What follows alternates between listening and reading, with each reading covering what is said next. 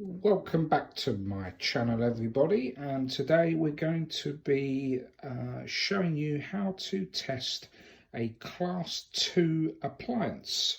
And here we have a Class 2 appliance.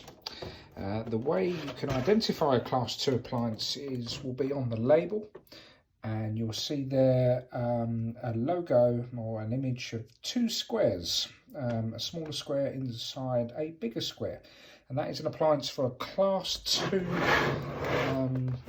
piece of equipment. And that basically means that there is enough insulation provision inside the item to not need to be earthed through the cable. And that's indicated here by the plastic earth pin.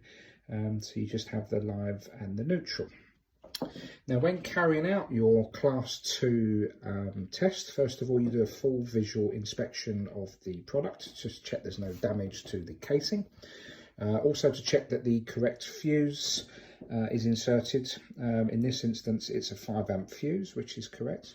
And then we can go on to do our Class 2 test via our PAT tester.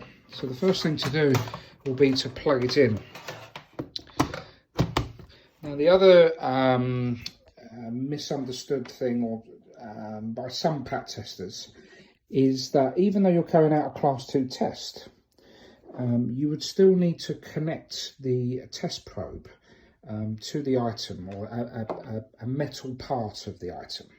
And that's because even though there's provision inside the item for double insulation to meet the Class 2 requirements, and this is metal bodied on the top and the bottom. Now, it's not impossible to assume that there'll be some breakdown of the double insulation provision inside the item. So then there might be an opportunity for the casing to become live. So what the Class 2 test will do, it will send a voltage through the live and neutral pins. As you can see there, it basically crosses them together, and it sends a voltage down the live and neutral pins. And the reason for the test probe here is to connect it to a metal piece of the appliance, like the metal base, and that will detect if there's any leakage coming from inside the item. When you're doing a Class 2 test, if you don't connect the probe, as I'll show you in a moment, you'll still get a reading of a pass. And that's sometimes confusing or misunderstood by PAT testers, because they think, oh, well, the item's passed, it's got a good reading. But of course, if you're not connecting the test probe, then you're not making the circuit connection to tell your PAT tester whether there's any breakdown of the insulation and any leakage onto the casing. So what we would do here is we'll carry out our Class 2 appliance, hold the test probe down, and that will get our reading there, which is greater than 19.99 megohms. Now, just as an example here, if we unplug the appliance, unplug the test probe, and we run the test again, interestingly, you will see that you still get the same reading, but of course nothing is plugged in.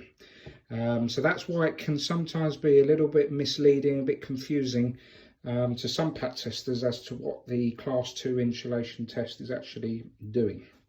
So that's why it's always very important to connect your appliance and then to connect the test probe to a metal surface on the appliance. So here we have a Blu-ray player with a completely metal base. So that's a good place to get your test probe connected to.